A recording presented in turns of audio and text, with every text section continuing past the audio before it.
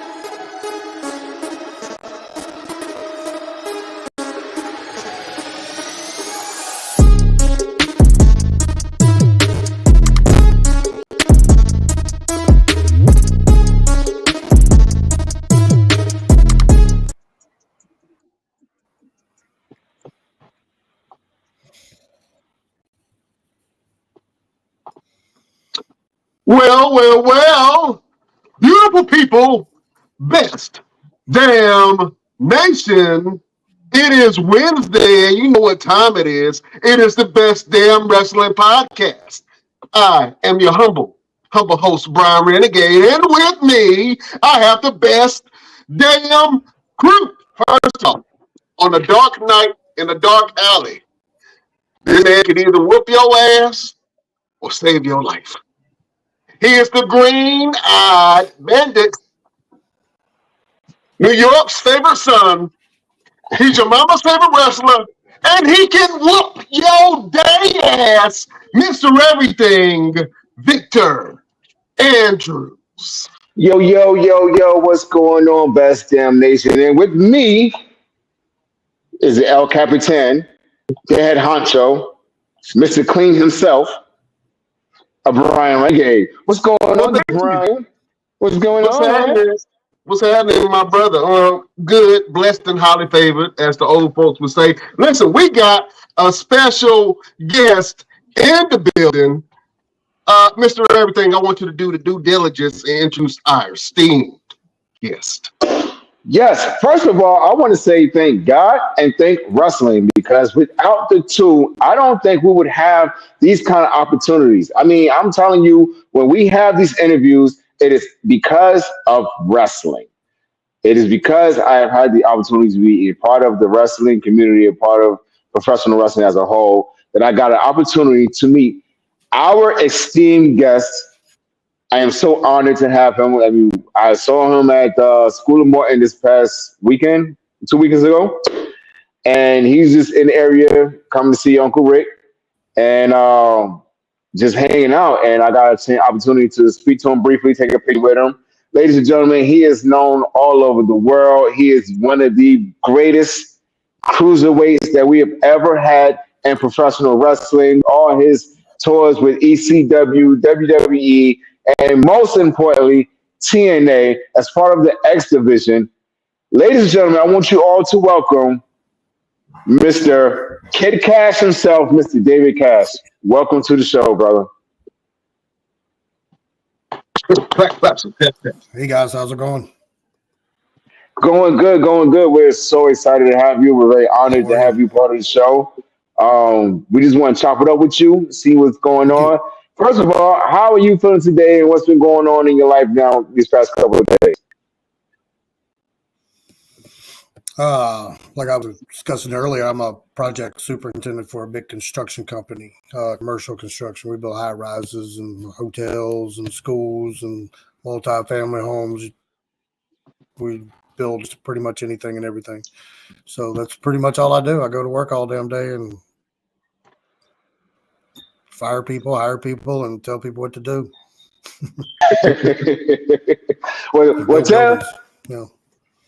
Tell your people that Mr. Everything needs a performance center in Raleigh, North Carolina, and tell them come on down and tell them. But I ain't got no money. I got some EBT. I got a couple food stamps. I ain't got no money.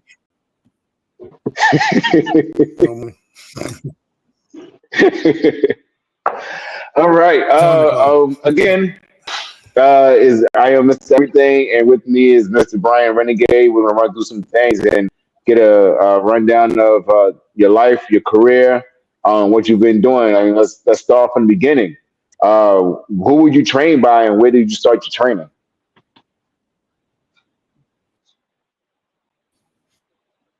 I trained. I kind of got into it about 1990, and then about 91.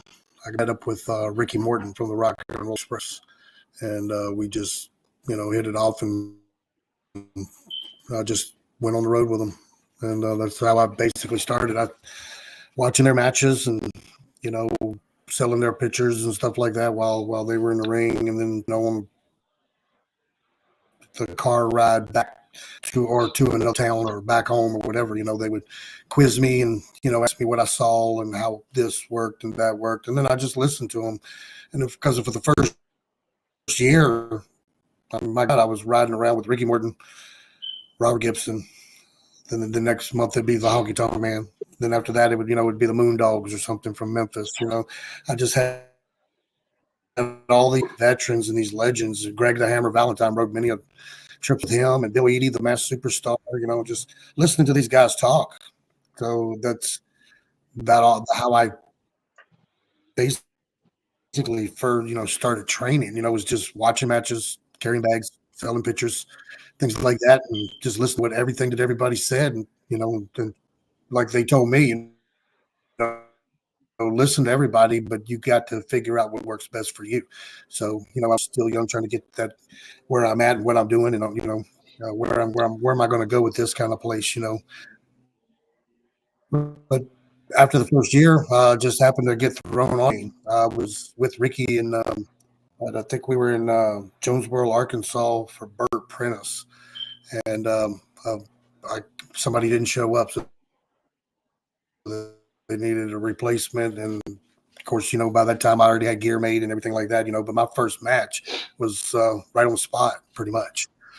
I'd never been in a ring and wrestled before, never even really got in there and hit the ropes more than just for a few minutes before the show started, and that was it. The rest of it was talking and listening. Gotcha. And you know what? Uncle Rick is still that guy to this day. Like, I just did a show with him this past weekend, and he pulled all the guys together. He's like, look, guys, I can teach you professional wrestling, but I can't do it for you. That's always his lingo. It's like, I can teach you what I know, but I can't do it for you. And he would always just kind of pull everybody together and put us under his learning tree and just learn different things from him. With all those travels that you've had with Ricky Morton, Robert Gibson, and all the legends that you've named, what is one thing that always stuck out to you in terms of how to engage like a professional wrestling match?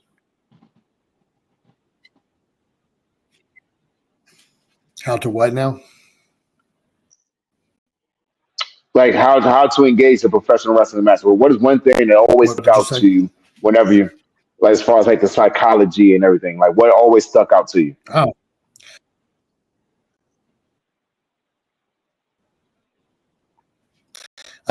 Well, for me, it was just preached to me day in and day out. It's all about the story.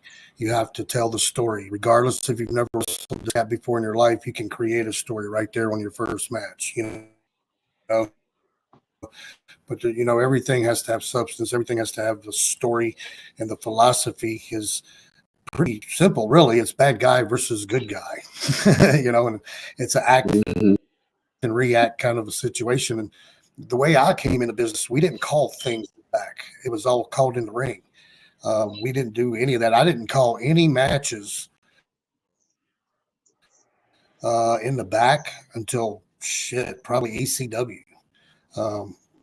Then everybody, they called all the spots back there, but I was never like that. I never liked calling all my spots. I'd call about a 1 minute opening and about a 2 minute go home, and then I would just fill it in the middle.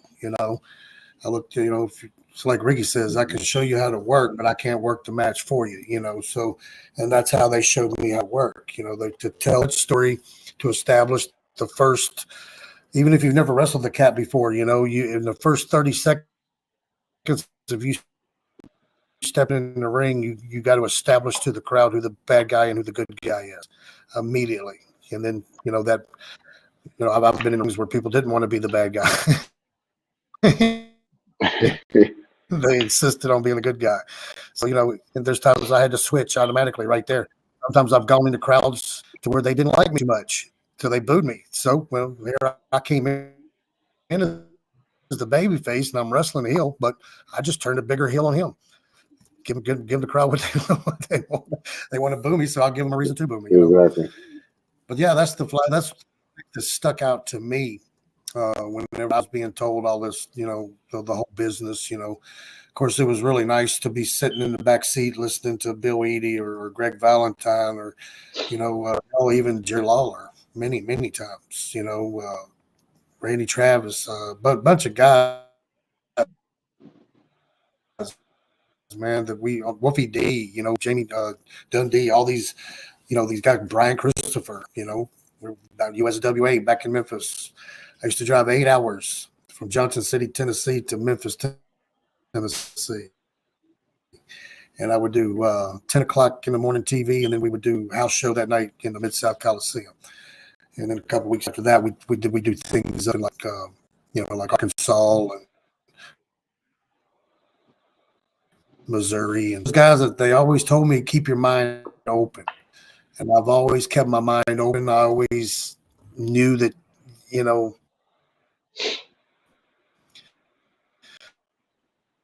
eventually you're going to change. You're going to, because I watched it in the dressing room with all the guys that I was with. I was watching time take over on some of these guys. They adjusted their wrestling skills, or wrestling ability.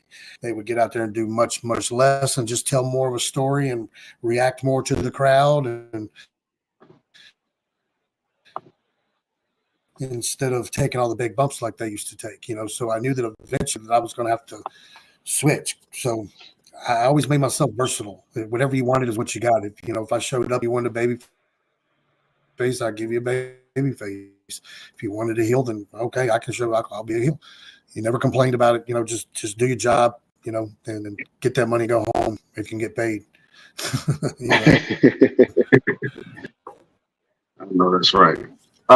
Let's dig back a little bit, man, because you actually kind of picked up another sport kind of early. Your father was a boxer, if I'm correct, and you started training in boxing about the age of 7.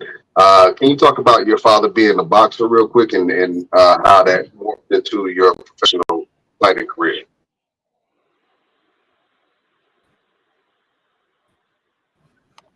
In the Navy, and he was in the Navy through the Vietnam era, and he did 7 tours of Vietnam, and he went to sign back up again when he came stateside, and they just simply said he'd been to too many tours. He's not going back, and it was starting to wind down anyway. So he just didn't take him back. So he'd already re-signed for another 2 years. And he was expecting to go back to Vietnam, but he didn't. So he joined the team in Norfolk, Virginia, at the base there. So I was born in the Norfolk area, Virginia area, and stuff like that. And just he boxed till the end of his term in the Navy, and then he won quite a few matches and titles and things like that through the Navy. That he went. I don't know if you guys ever remember this, but back in the 70s and the early 80s, there was the USBA, the United States Boxing Association, and the United States Boxing Council. You got the world, the WBA, but then you also back then you had the US version. So he actually made it to the USBA and did really well in the welterweight division, and retired from doing all of that. Got to be a sparring partner for Marvin Hagler when he fought Vito, went to Firma and beat him for the title. My dad, because my dad had fought Vito many, many, many years, like whenever they were young, and he went to, God, I think they went like 50, back then they were going 15 rounds, some sparring with him and everything. So he did a lot of sparring with some top boxers after that. And then eventually I was 7 years old, and just very strict and stuff. But I was always told, don't let any, don't fight in school, don't get kicked out of school, that kind of thing. So I was a little kid. I was short, and so got into a fight in elementary school, and I didn't fight back. Everybody else was proud of me, except of course, and they just showed such great self-control and all this other stuff. We're so proud of him and everything. And all along, I'm looking at my dad. He's giving me that look, and I'm like, okay. So we got in the truck, and he was like, again, this is where it's going to stop right now. So he went to his little storage facility there and pulled out all of his old box of stuff, and we had a garage in the back, so we just turned it into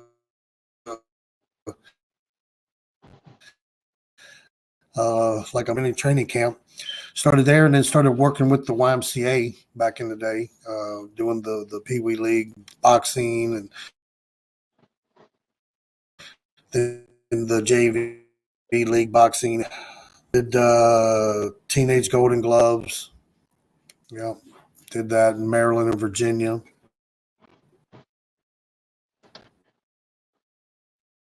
But then after that, I started.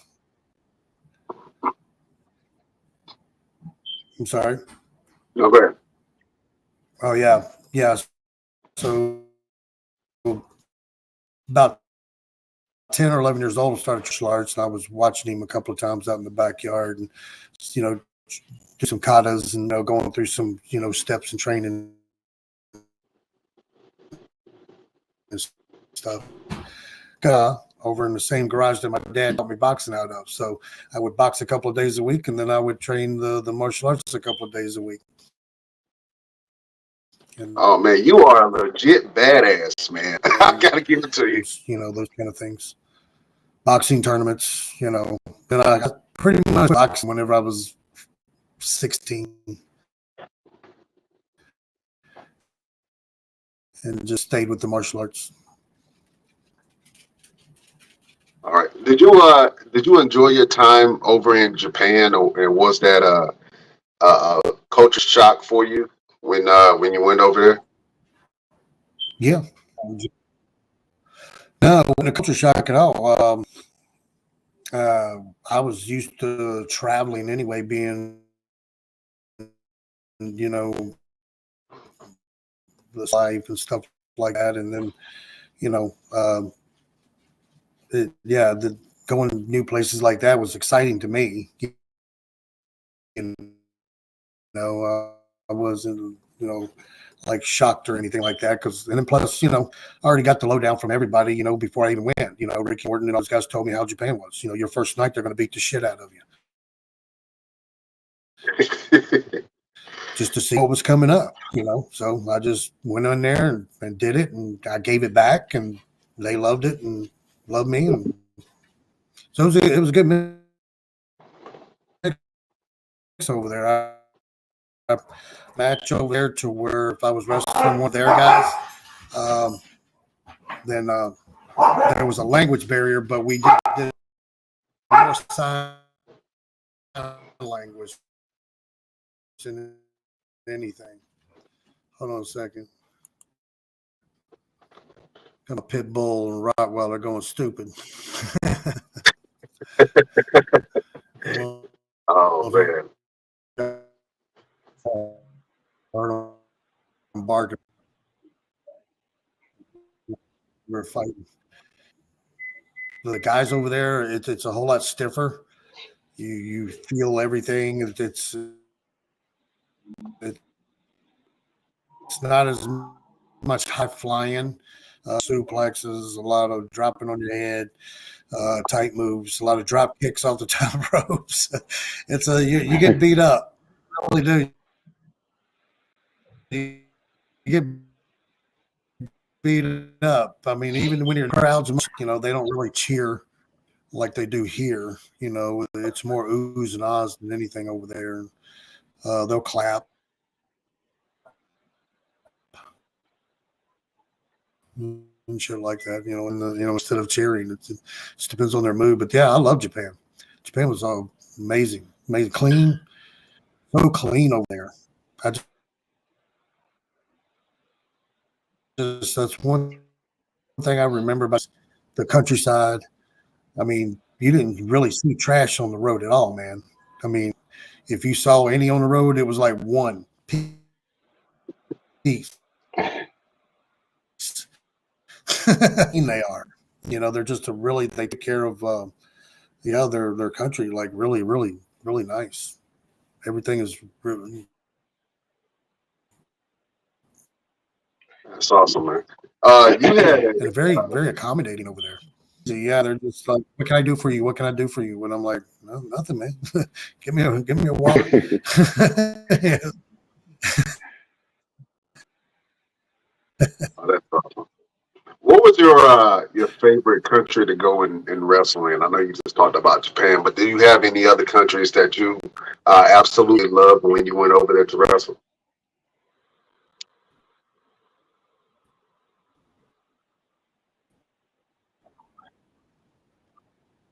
Yeah, Wellington was amazing. Australia was great too. Thailand was awesome. But New Zealand uh, was, for me, was probably one of the coolest experiences because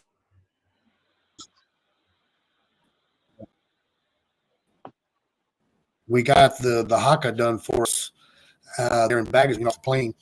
So I'm kind of standing beside Kurt Angle. I'm in between Kurt Angle and Eddie Guerrero and a couple of the other guys and stuff. Next thing you know, when we're waiting on the door to open, so we can go start getting our stuff and go to the shuttles and stuff. And it was like these elementary. It was a mix of kids from like really young elementary all the way up to seniors in high school. Complete group of these young people and kids,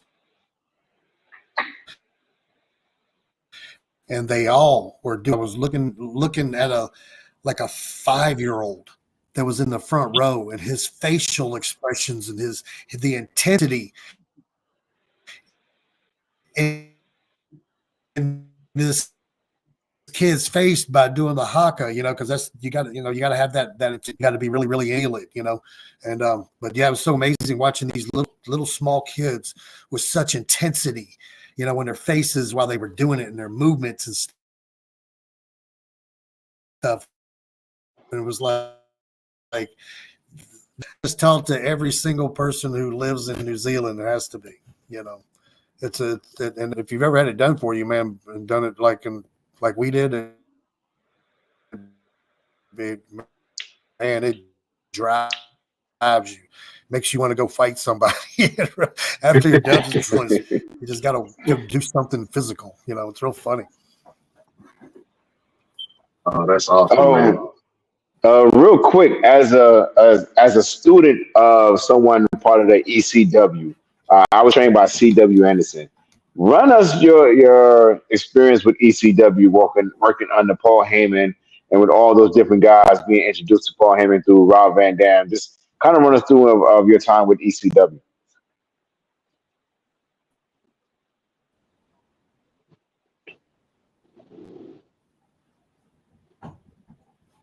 CW was awesome. CW and I, man, bro, I got to, CW was in that top 5 of the best workers that I've me and him, amazing matches in ECW.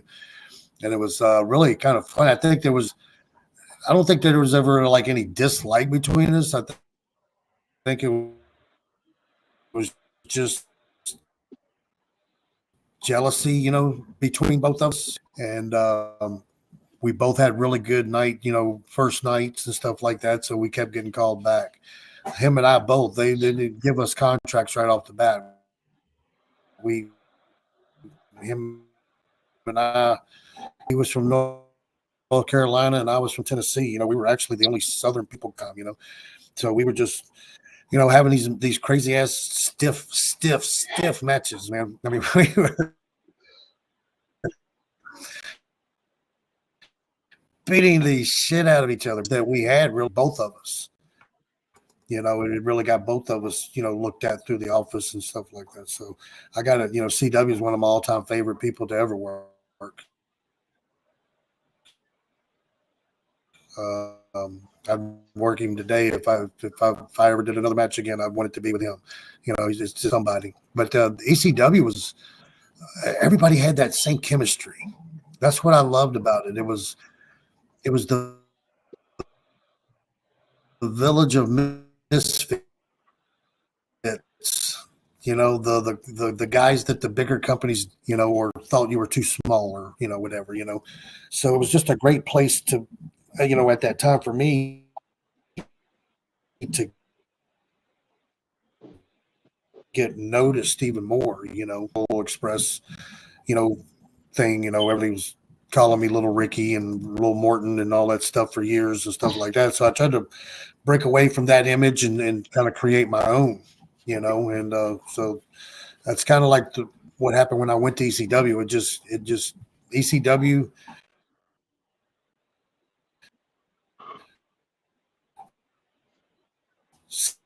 set me apart, from them, and I just went my own route at that point. This day, I love these guys. They were like, two fathers, especially Ricky, like a father to me, so,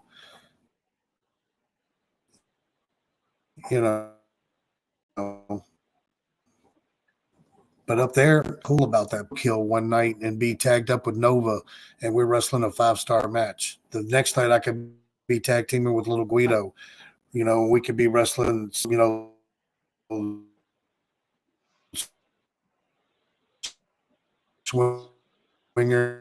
and which had that. They just had that mentality that every night was WrestleMania, especially on the hardcore TV nights up in Philadelphia. That's when everybody turned on, man. That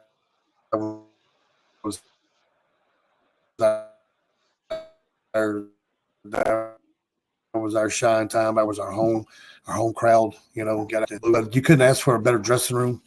Everybody was young. Everybody was like just willing to work with each other. There wasn't any. I mean, of course, there was cliques.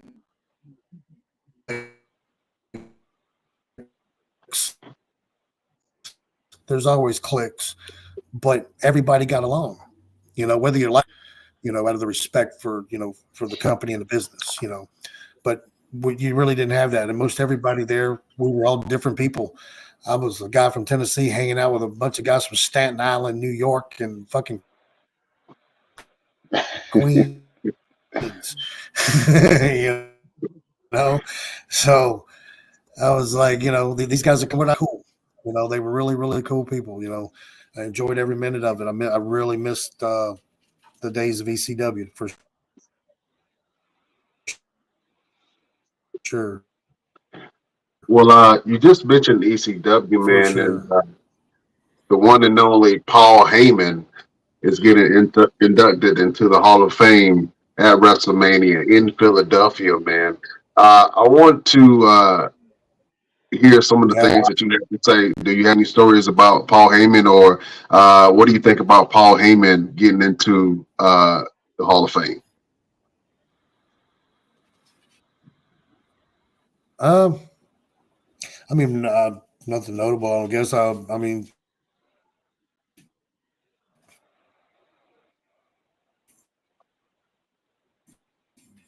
anytime that I was around Paul, it was very entertaining for me because he's so having a conversation in a sushi bar.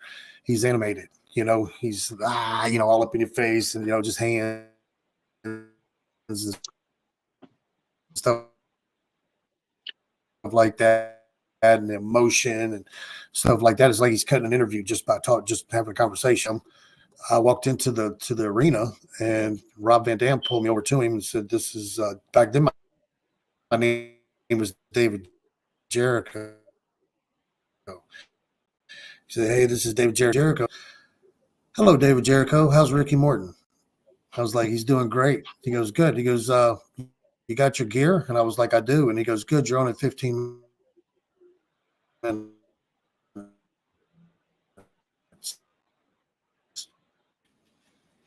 And that's how I got.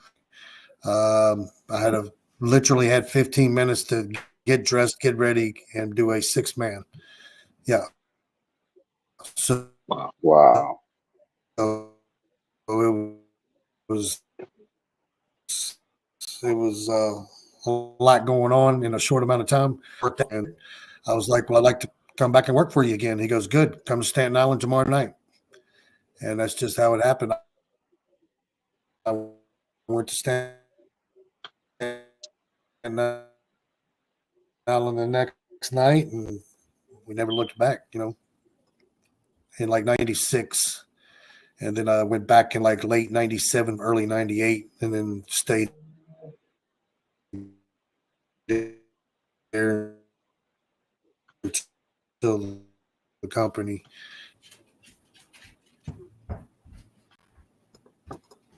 Awesome, man. That's awesome. I know you are currently retired. Is there anybody out there right now that would make you say, you know what, let me do one more match? I know you mentioned C.W. Anderson, but is there anybody that would say, you know what, I want to get back in the ring one more time and show these guys I can still go? Who would it be? Oh God.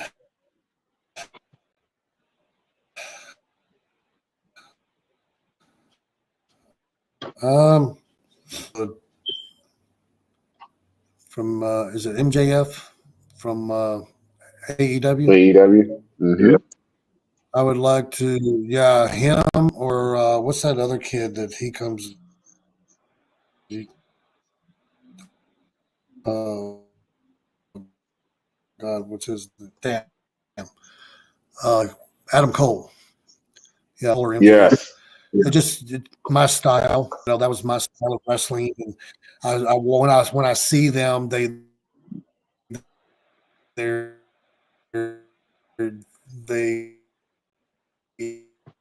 use. You can tell that has names, but anyway, you can just tell who was trained by who. So. But yeah, these guys I would love to work one of those two guys. They just look like style wise that we would have had. I don't know, for prime, I think me and those guys could have rocked some houses and really tore up some arenas. I'm telling you, but they're really exciting to watch. I mean, but I watched the other guys, but they don't make much sense. Everybody else is just spot sell. They'll do an arm drag, they'll do a hip toss, they'll work the crowd, tell a story. You see what I'm saying? Yeah. And they tell a story every time they get in the ring, and that's what I love of them. And those are the kind of guys I always like to be in the ring with. Talk about some injuries that you sustained in your career. I know one that you may have sustained is your ankle injury, but tell us about some injuries that you may have sustained and how those came about. Broke my neck twice.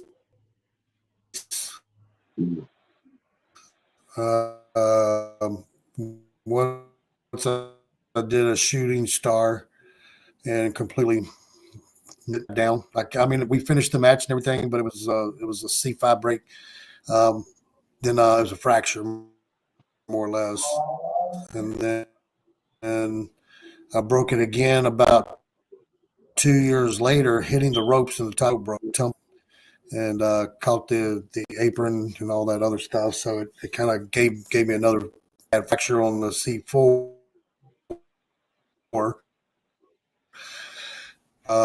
Then blew my vertebrae, the cushion part, I mushroomed them out. Did a leg drop off the top ropes one time to the floor, and it just didn't do it right that time, and I basically just herniated my L4 and my L5. So my C4 and 5 and my broken ankle, and had to have my knee redone while I was getting a metal rod put in my leg from the break.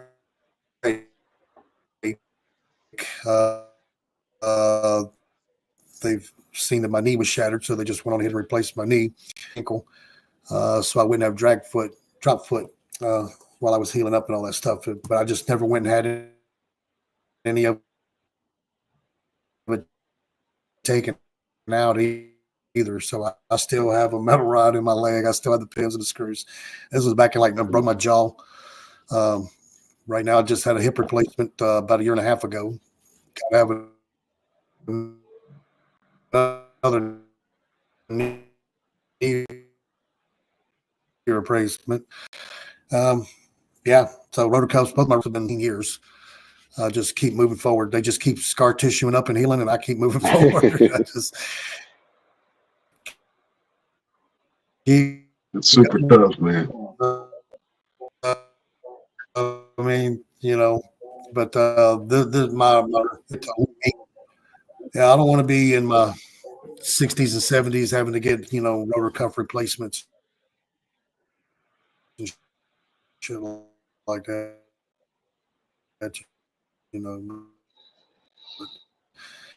I already have to have my C5 and out here in the next couple of years. And then I got to have my nose has been busted all over my face.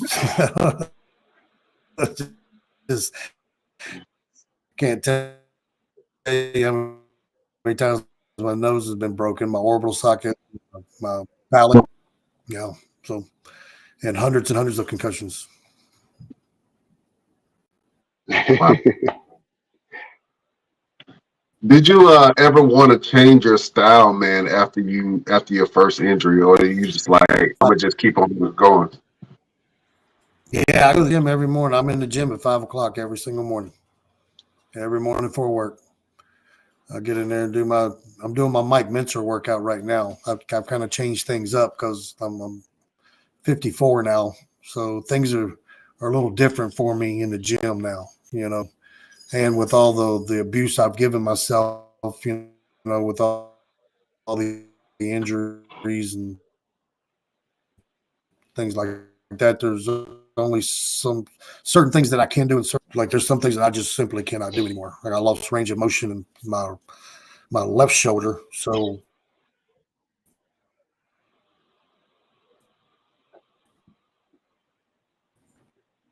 to bench press on a done way or the other, so I have to do something that's stationary, like a machine or something that I can actually sit in.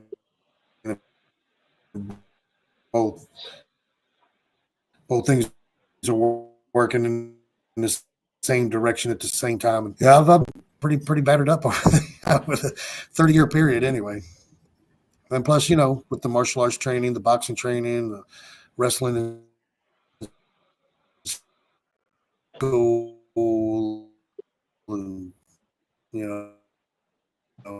I didn't really play. I played my sports were boxing and martial arts.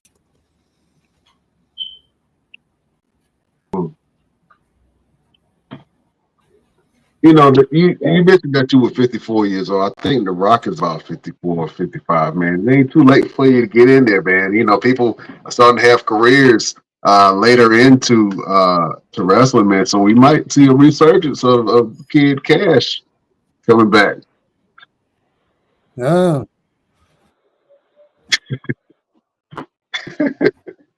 Oh, wow. I don't know. That would be a lot of things. The last couple of years of my career was the reason I retired. I was going through periods of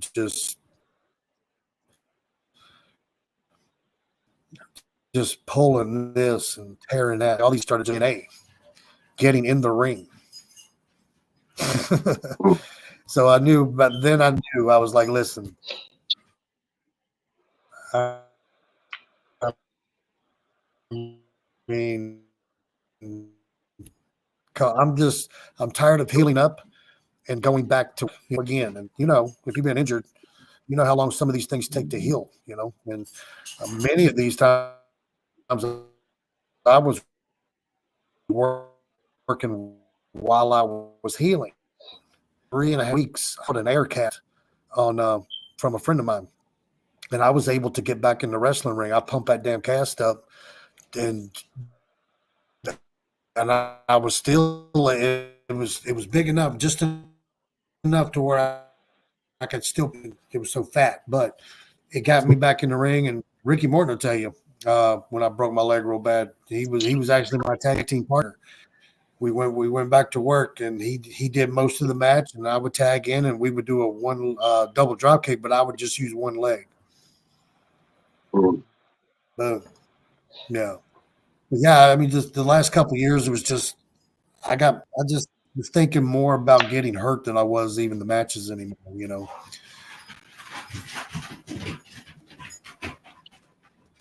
Gotcha. Do you miss being in the ring at all?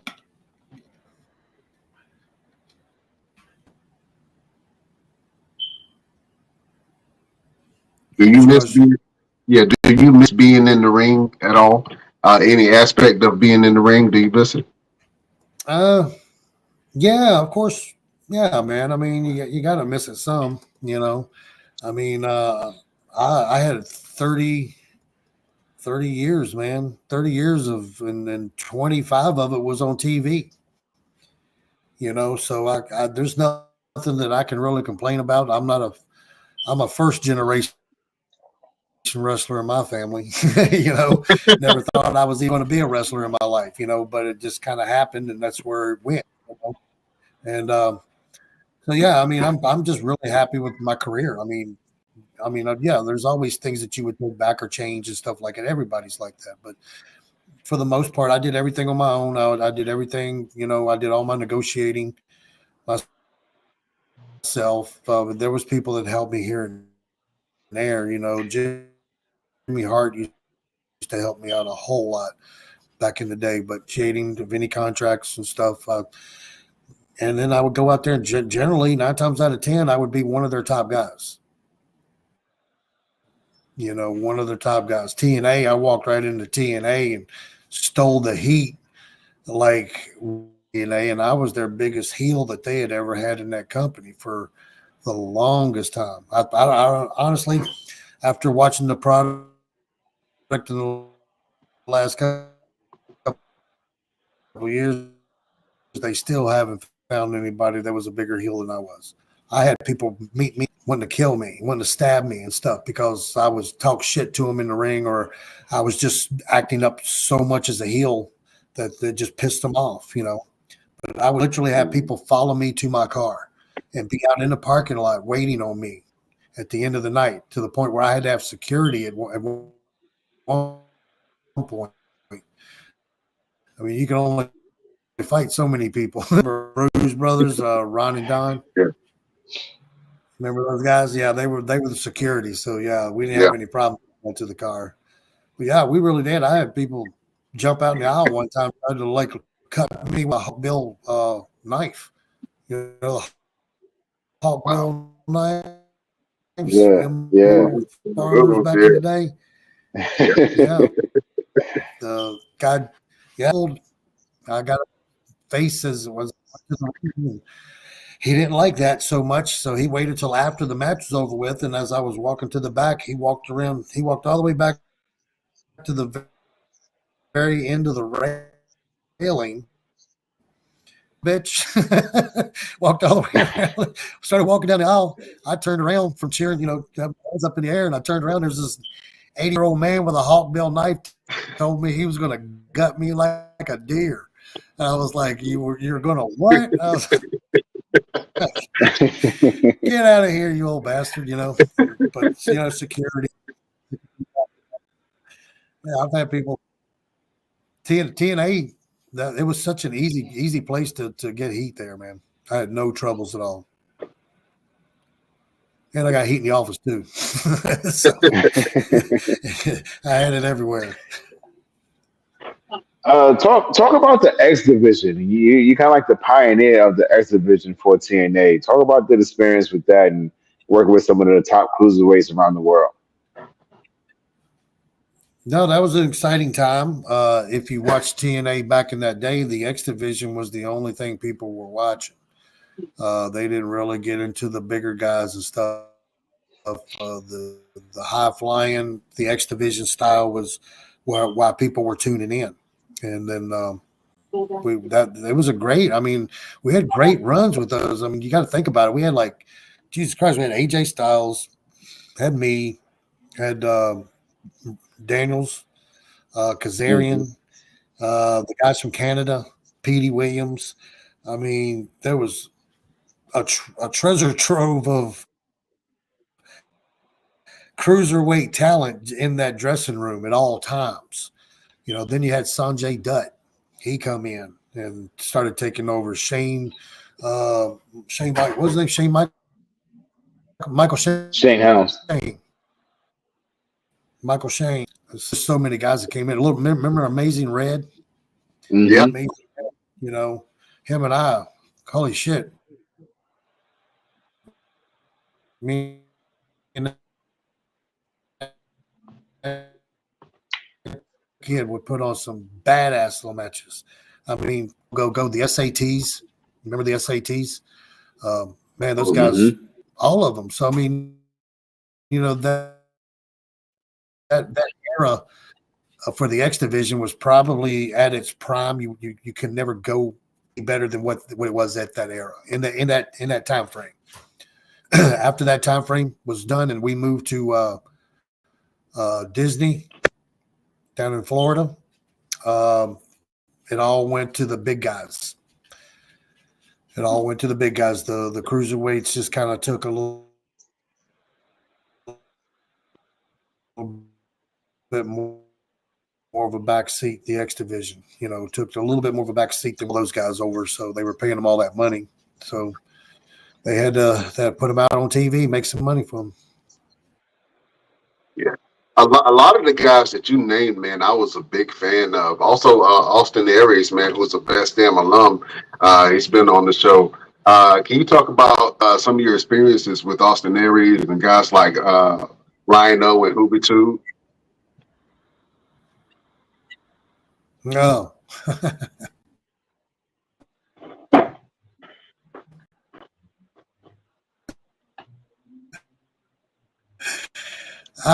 Now doing the same shit he was doing back when he was young. I don't know how he's doing it, but he's doing it. And I'm very proud of him to be able to still do it. But Hoovy was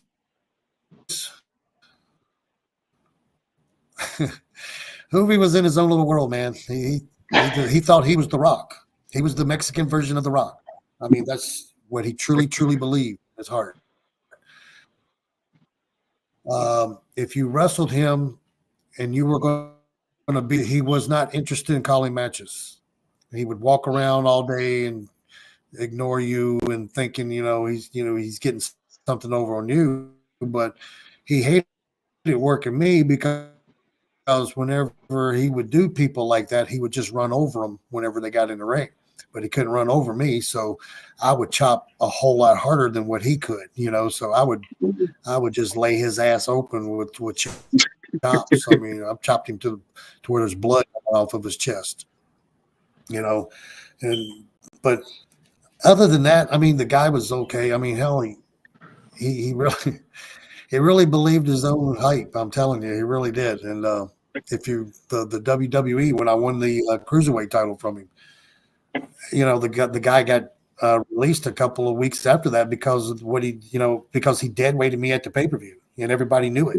Everything that we had talked about that day went right out the fucking door as soon as we stepped foot in the ring. He went his own way, and we basically had to walk and talk the rest of that whole entire match on pay-per-view. And they seen that I was beating the shit out of him. I was laying every single thing in on him. I kicked the piss out of him. I chopped him. I forearmed him. I did him everything that I had. Everything. And Benoit even came up to me and he was like, and I was like, yeah, man. I was like, that little bastard. He was like dead weighting me. And he goes, yeah. He goes, he needed his ass fucking beat. You did the right thing. I would beat his ass anytime I got in the ring. But, the office didn't appreciate, how he did. So they gave him another shot at the SmackDown taping. And we wrestled another match. And it was pretty much the same thing. I mean, it was a little bit more structured than what the pay-per-view match was, but it wasn't, he kept wanting me to put me in his Hoovy driver. And like, I'm going over. Oh, no, yeah, but you kick out the last minute. And I was like, you want me to kick out of your move? The one you pin people with every single week, you want me to kick out of it? Is that what you want? So if you watch the pay-per-view, I kicked out of his move. Kicked right out. I'm like, okay. Then the next taping we did, he did the exact same thing. We're like a little back and forth. Next thing you know, he slides it in without me even knowing it. I thought he was going for a slam, but he picked me up and he just gave me the Hoovy driver. And so I had to kick out of it again. I was like, but he other than that, I mean, the kid was I never had any other troubles with him other than just calling matches from time to time. If he was going over, brother, he would be there with you all day long, just making sure you got them spots, making sure you remembered everything. But if you were going over, then he didn't want to talk to you, period. Austin Aries, I don't, I think we're just we're on two different complete ideas and plane. I mean, it's just, he's a good wrestler. I got to give him that. The guy is super, super, super talented as a wrestler. And he does have a good wrestling mind. Problem is, just in my opinion, he has the hoop more than anybody else. He'll step on your toes. He's one of those guys. You wouldn't want to, friends with him, because he would be that guy to stab you in the back. I mean, he's just one of those guys. It's all about him and him only. That's it. And gimme. You call a match with him, it's like he tries to work you and not even realizing I'm already a 20-year veteran over his ass. At the time, he'd been working like 10 years. I've been working 25 years, and he's trying to, like, oh, I'm not doing that. We're going to make sense of this shit. I'm from a little bit of an older school. I just don't do moves to do moves. I do moves to make, for a storyline and to make sense. I just don't do it. Just, he would take advantage. He would take liberties. He was one of those guys. He would take liberties from time to time. So, but I worked stiff. I was a stiff wrestler. If anybody ever just, when I laid it in, but I expected you to do the exact same thing. I would much rather than to take get a black eye than the crowd thinking that was complete bullshit. So I would rather, I'll take one for the business if it's going to, defend it. So, but yeah, he's just one of those, and look what he did. I mean, he did that on national TV. He says it was a work, but everybody else says it wasn't. You just don't do that to somebody, especially, a guy that the company decided that they want to put the belt on. They don't want to put it on you right now.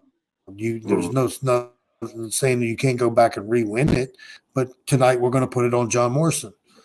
Well, he did the job, but then he just immediately, right on, still on camera, within seconds of being pinned, just does a very, very disrespectful thing, not only to John Morrison. By now, how many years has it been since that happened? I mean, I would hope to think that he's a changed man. I know I am. I don't think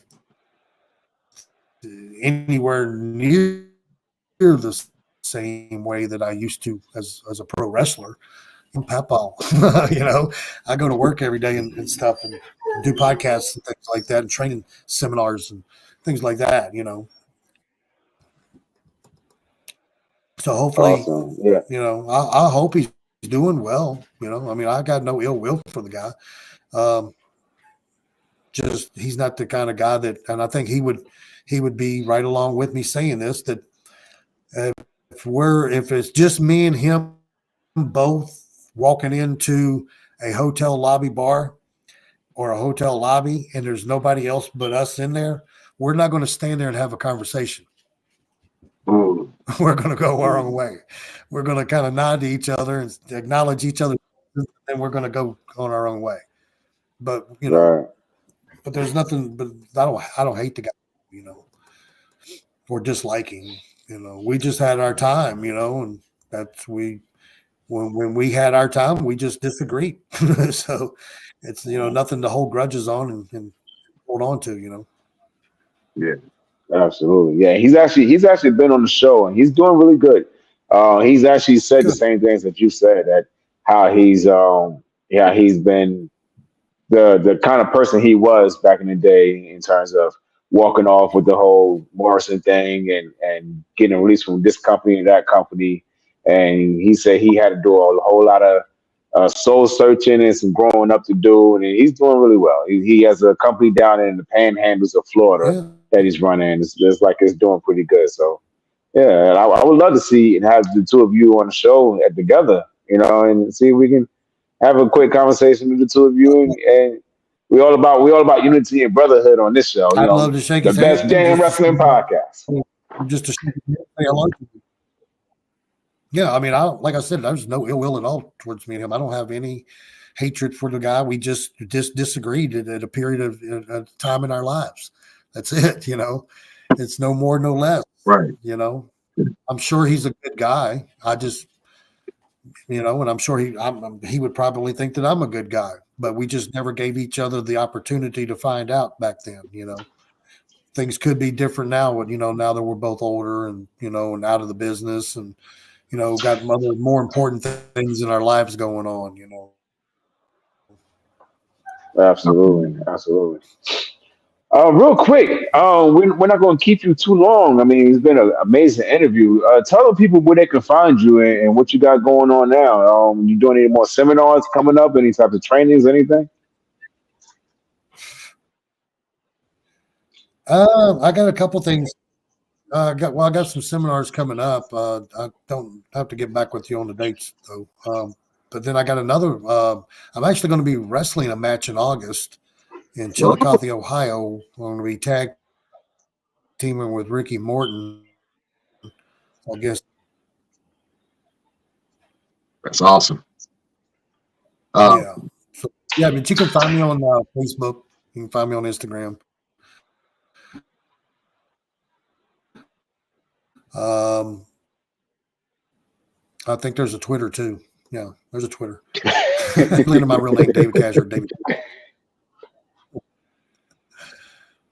Awesome. Well, you definitely had a great career. I'm a huge fan. I grew up watching you, man, and some of the things that you were able to do, you really helped define the cruiserweight division or the X division of what it is now. And to be a top guy in a lot of these companies, man, that is an amazing feat of what you did. So from a fan coming to you, thank you for everything that you've done, all the sacrifices that you've made. Yeah, I really appreciate that. Listen, real quick, we like to do this thing at the end of each and every show. We like to give a little bit of motivation, a little word of advice, something that's on your heart that you want to say to the beautiful people and the people that have enjoyed you throughout the years. Mr. David Kid Cash, do you have a final word or word of motivation for your beautiful subjects?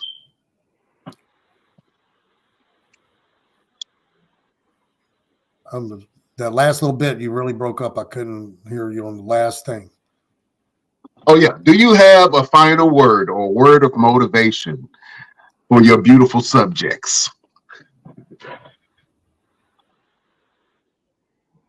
Do you have a final word of motivation or any type of inspiration, anything for the people that are listening? Oh. Well, I was actually talking to a couple of young guys on the job site today, trying to encourage them to try to, gain more knowledge in their craft. They could, do so much more with their lives, but they're in their early 20s and they're still worried about hitting the bars and, screwing all the girls and stuff like that, So, but I tell everybody the same thing, when it came to me as a wrestler, I left my hometown in Waynesboro, Virginia, in one day. I was working as a pipe welder, and I was just having a bad day. And this is after I've already met Ricky Morton and these other guys and stuff like that, And just went home on lunch break, having a bad day, and I called Ricky Morton, and he said, if you can be here in Tennessee by the end of by then I can take you on the road with me. I quit my job, went back to work, quit my job, got my check, called my family, had them come to my apartment, took everything and anything, just didn't leave anything in the place, packed my car up with all my clothes, and I drove to Johnson City, Tennessee.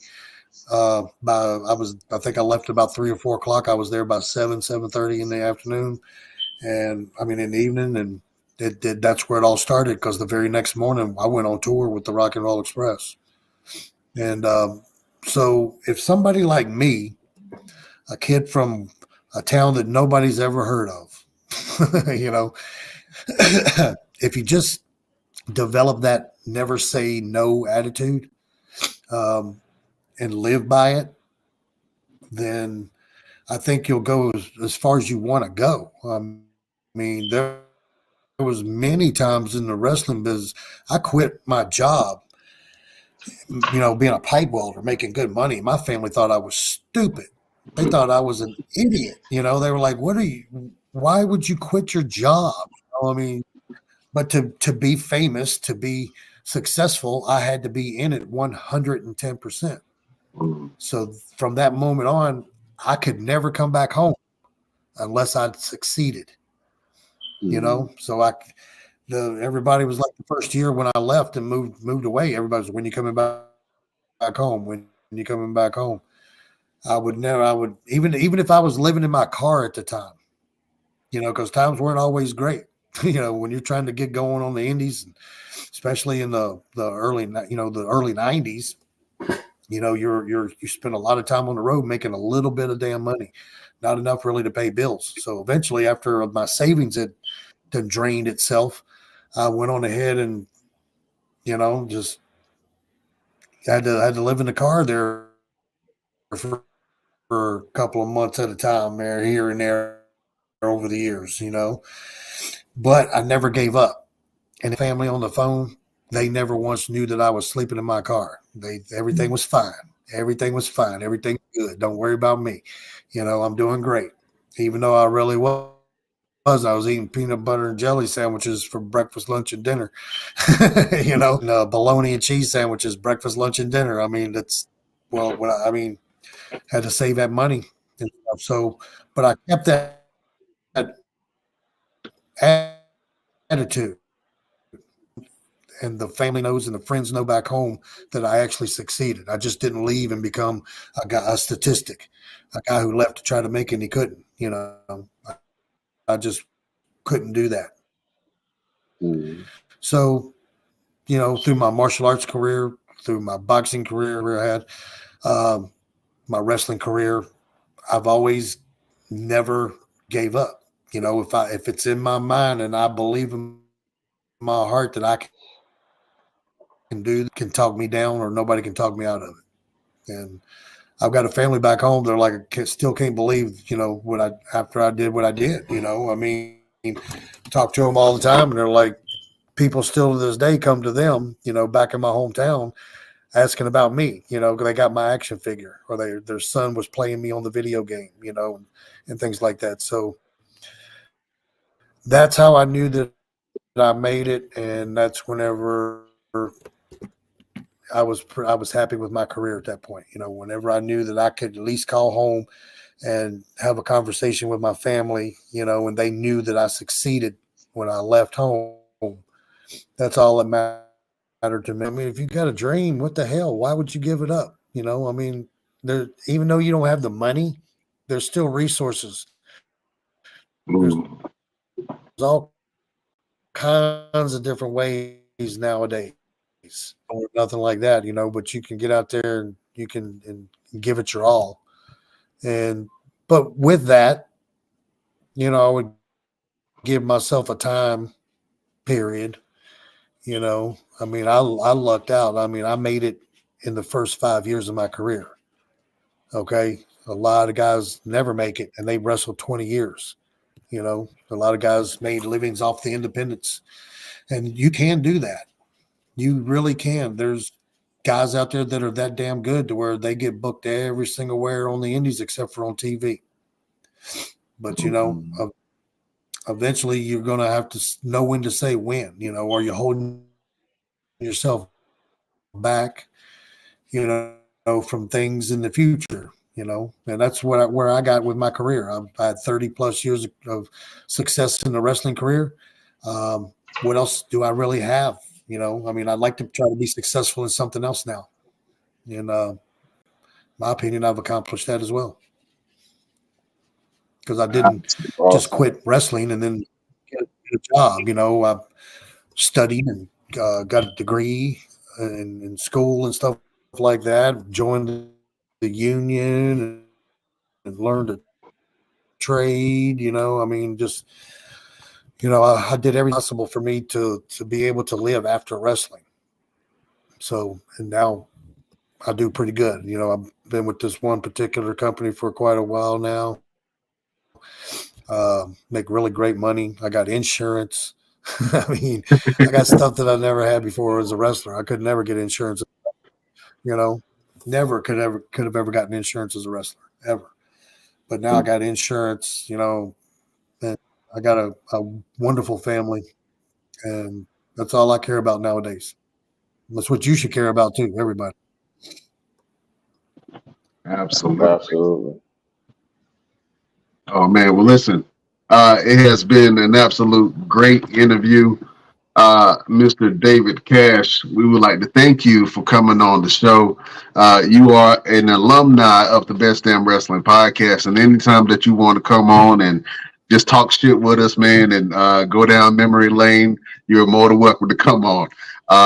We would love to have you again, my friend. Hey, anytime, man. You call. Anytime you want. I enjoyed it. Awesome. Well, we'll catch you on the flip side, my brother. Thank you so much. I appreciate it. All right, my friend. You guys have a good night. You as well. You too.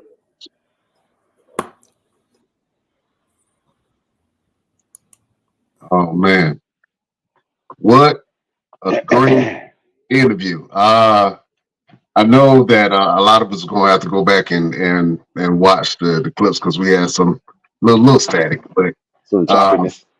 Yeah, little choppiness, but it's okay. You know what I'm saying? An absolute great interview with the one and only David Cash, man. The more interviews that we have and we start talking to these people and who they are as individuals, man, it really gives you a sense of inspiration, right? That you can become something more. And like you said, coming from a small town with that nobody really knows of to becoming a WWE, ECW, WCW, TNA superstar. He's done something that very few wrestlers have ever done.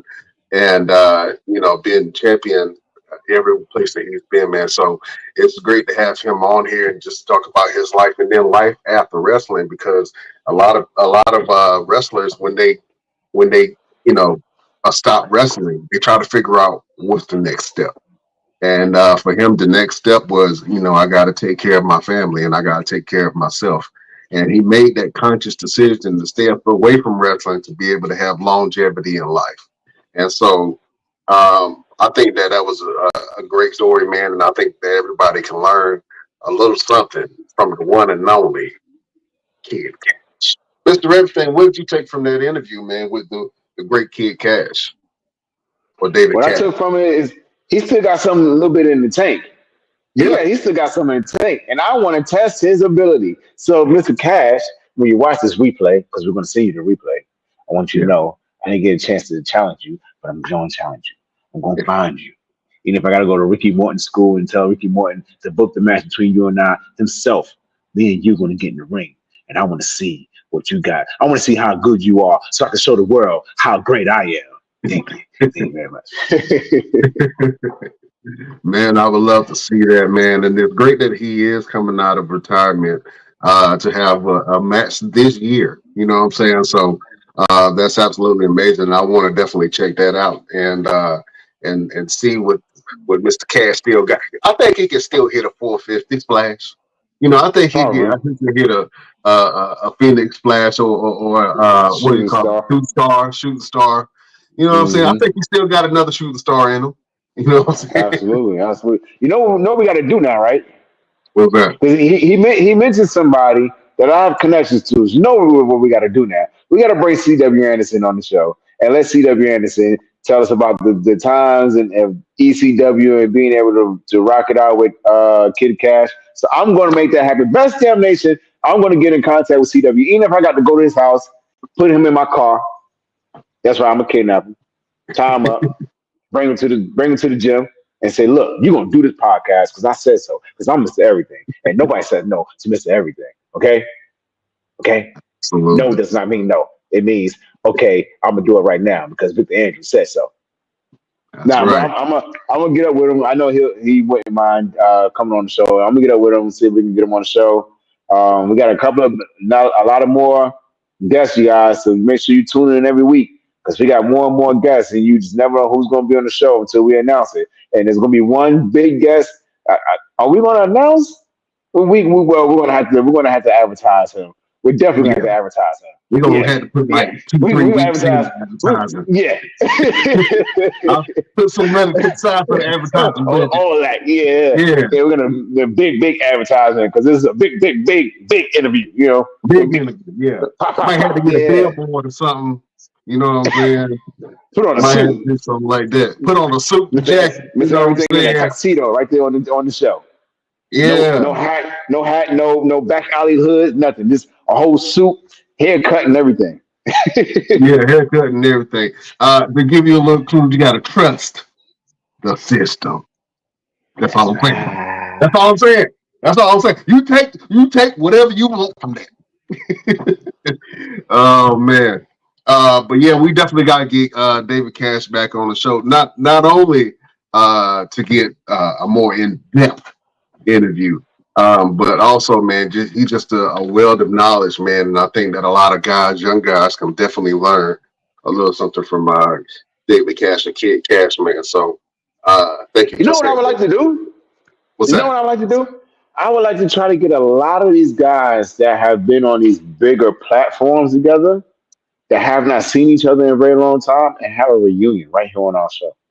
Ooh, I like that. That would be dope. Maybe call it Rivals or something like that. It's their Rivals. Yeah. Rivals reunited and it feels so good. Roundtable discussion, something like that. You know what I'm saying? Yeah. You know. I think that'd be cool. We could call it Let's Chop It Up. Chop it up. Yeah, I like it. Chop shop. You know what I'm saying? Something like that. I'll give Chop shop. Yes. Chop shop. Absolutely. Best Damn Nation. We got some new segment called Chop Shop coming soon. As soon as we put everything together, there's gonna be a lot of details that we got to go and put some work in. Yeah. I'm going to put some work in. I'm going to contact a lot of people. Like, hey man, what you doing on this day, on this time? Nothing? Okay, good. You need you to be here right where I tell you to be. When I tell you to be there. When I tell you to be there. Yeah. Oh man, it's been an amazing interview. Brian Renegade, do you have a final word for your roll your subjects? I actually do have a word, man, and the one that I had in my mind is gone, but I'm gonna have to come up with mine right on the fly.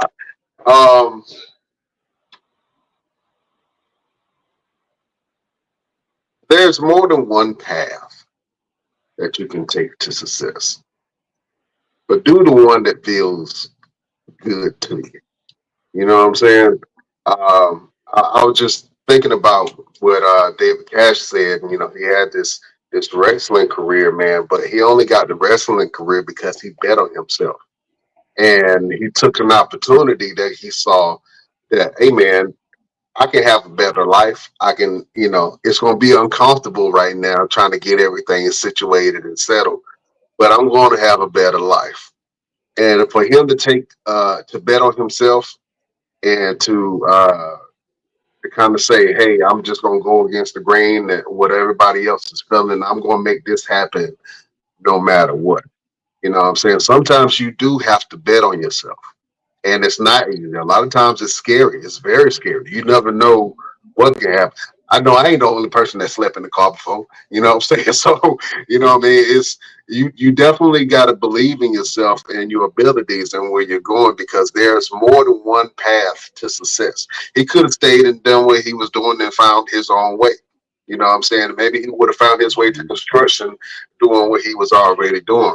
But he felt like he had to go and live his dream and do something that he was feeling inside, and then he trusted his gut, and now he is a certified Hall of Famer, future Hall of Famer, and he is an absolute stud. And for him to be on all of these big promotions, believing in yourself actually paid off. So there's more than one road to success, but the road to that success, you can only get there if you use the fuel of believing in yourself, trusting in yourself, knowing that things are going to get better, trusting that the universe or God will definitely provide for you, and He definitely will. So there's more than one road to success. Just take the road that feels the best. That's my final Absolutely. for the beautiful people. Mr. Everything, Victor Andrews. Do you have a final word for your beautiful subjects? Absolutely. My final word is today is a great day to be better than yesterday and set the bar for tomorrow. I like that. Simple and plain. Simple and plain. Today, and you can say that every single day. That is a mantra you can wake up and say, today is a great day to be better than tomorrow and prepare to set the bar. I mean, you be better than yesterday and to set the bar for tomorrow. Yeah, Yeah, crisscross and cross flip true. flop. You know, Back the flip other flop. way. Yeah. Every opportunity you have to open your eyes and breathe air into your lungs, get up and do something. Do something better than yesterday. I don't care if you learn how to tie a shoe with one hand. I can do that. I can tie my shoe with one hand because I needed to. And I'm glad I taught myself how to do it because I needed to. You never know when you're going to need something. So teach yourself something new, teach yourself something different, teach yourself something out of the box. You never know when you're going to need it. Trust me. I've been there several times. You got to be self sufficient in some kind of way. Even if you got family there, they're not going to be there all the time. People got jobs, people got lives. People make sacrifices, but the sacrifice can only be sacrificed for so much. So utilize, like you said, Brian, utilize that fuel that's in your body that's going to help you be able to get up and do whatever you need to do or do something better than what you did yesterday and set the bar for tomorrow. That is my final word for my beautiful people. Oh man, Mr. Everything coming through with the NYC hat. You know what I'm saying? New York, You already know. New You York already chicken know. heads. Oh man, Mr. Everything, what you got going on, my friend, and where can the people find you? And hopefully they don't shut down TikTok. Seems like they're about to do it. But if they don't shut down TikTok, follow my TikTok official underscore Mr. Everything. If they do shut down TikTok, I'm going up to Congress and I'm knocking on their door. And I'm going to walk them to them and say, put my TikTok back on my phone. You heard it. You Put heard the what I tickety said. tockety, tickety Put the tockety back tickety on. tockety back on the phone. There's a TikTok on the phone. um, but if it does go down, then you guys can follow me on Instagram. Instagram at Roosevelt Conyers LLC. And you already know I'm always wrestling. I had a dog collar match this past weekend. Went really, really well. Yeah, we got this show coming up April 12th in Forest City, Arkansas. I'm excited about that. It's with me and TNA alum Congo Kong, and I'm going to beat him up. I said I want to fight a bear, and they gave me Congo Kong. Close enough. Kick his ass. And he's a daddy. So you already know I kick daddy's asses. For a living. That's right. For a living. I get paid to do it. But I got a bunch of shows coming up, man. Get ready to drop really soon a vignette of my new character. So be on the lookout for that, beautiful people. We're going to have it exclusively here first. So you make sure you tune in every Wednesday because you never know when we're going to drop that gem on you, that new video. It's like back in the day, Rap City, the basement, where they would always come with the new videos that no one else has seen. So that's what we're doing right here. Best Damn Wrestling Nation, Best Damn Podcast, The Basement is where we're going to drop our new stuff. My new video coming up really soon. I don't know what date. As soon as I get my hands on it, you guys are going to get your eyes on it. It's going to be exclusively right here on the Best Damn Wrestling Podcast. Man, you heard him. We gonna drop it like the tip drill video that Nelly dropped on BET Uncut. You know what I'm saying? It's gonna be real explicit. Might be some booty checking in there. I don't know. We might keep it clean. But you gotta check out everything that Mr. Everything Victor Andrews, or as he will be furthermore known as Roosevelt. In the future. Yeah, and this man, he's a globetrotter, man. He's going all over the place. He's going to Italy and Jamaica and England. And, you know what I'm saying? I'm going to the UK in July, the end of July. I'm actually been talking to the promoter a lot about it. She's got me hooked up with 4 companies right now, and I'm just putting together some sponsorships. So if you want to sponsor Mr. Everything, go over to the UK and put Booster Faces in the UK, eat tea and crumpets, and what else do they have over there? Croissants. Is it croissants? No, croissants is that's France. Yeah, they got tea. That's what they got. Tea and crumpets. You want Mr. Everything to eat tea and have a spot of tea and some crumpets in the UK. Let's sponsor your boy to be able to get over there and put Booster Faces, man. It'll be my first tour out of the country. I'm excited. It'll be a 2-week tour. It went from 1 day to 2 weeks in a matter of hours, which is amazing. This lady, she has real big confidence in me. She's excited. That announcement will be dropped sometime this week. She's putting together the last bit of details, and then she's going to announce Mr. Everything is coming to Newcastle, New England. Yeah, Mr. Everything fights Europe. I like that. That's a whole absolutely. Mr. Everything fights Europe. Check this out, beautiful people. Brian, I love you all. Appreciate you all. I got a client. I got to jump off here. So I'm going to let you do the honors of closing everything out. Beautiful people, you're all scholars, gentlemen, and ladies. Brian Renegade, I tip my hat to you. I will check you out next week. And beautiful people, y'all be safe. All right. Listen, we had a great interview with the one and only David Kid Cash. We gave you some wrestling inspiration and some inspiration for your life. We can't hold you no longer.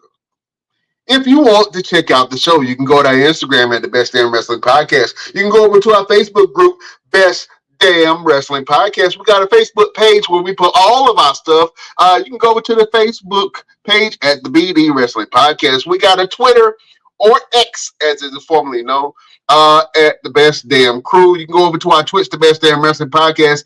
You can check us out on TikTok at Best Damn Wrestling Crew. And you can go to our Best Damn Store and get you some damn merchandise.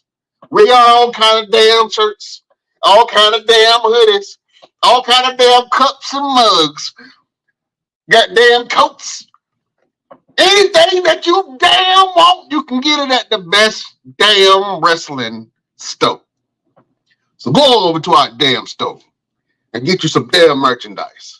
www.bestdamnwrestlingstore.com. Beautiful people, we can't hold you no longer. You can check us out on all of the platforms where you get your podcast. Google Podcast, Apple Podcast, Amazon. You can even say, Alexa, play the Best Damn Wrestling Podcast. And you can listen to your boys each and every Wednesday or whenever you want to on your leisure.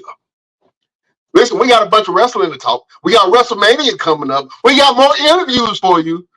Check us out next week on the next Best Damn Wrestling Podcast. Beautiful people, it was an honor and a pleasure to serve you today. We bid you adieu.